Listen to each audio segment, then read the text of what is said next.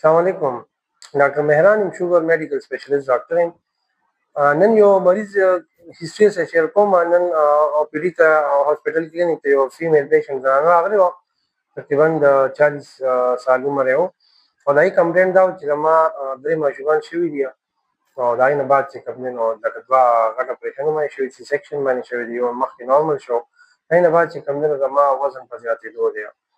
نو هغې وایي چې زه د دې تکلیف لپاره راغلی یم. هغې نه ما پوره هیسټري مو واخیسته، پوره اگزامینیشن معاینه هر څه ځای ما وکړل. نو هغې کې د غټوالي نه علاوه پکې داسې هېڅ پازیټیو فایندنګ نه وه.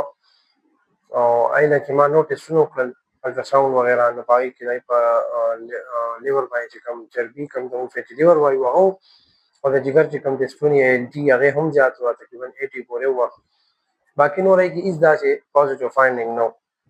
نو دا ویډیو تاسو ته د دې لپاره زه کوم چې تاسو ته پته ولګي چې د وزن زیاتېدو څه وجې یا هغې کې ټول نه لومړنۍ چې کوم دی نو موټاپه ده، کوم ته چې موږ اوبیسټي وایو.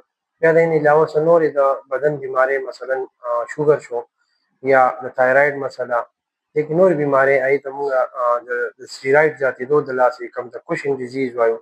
کله کله نفسیاتي بیماري، مثلا ډپریشن یا انزایټي وغیره سره هم وزن زیاتېږي.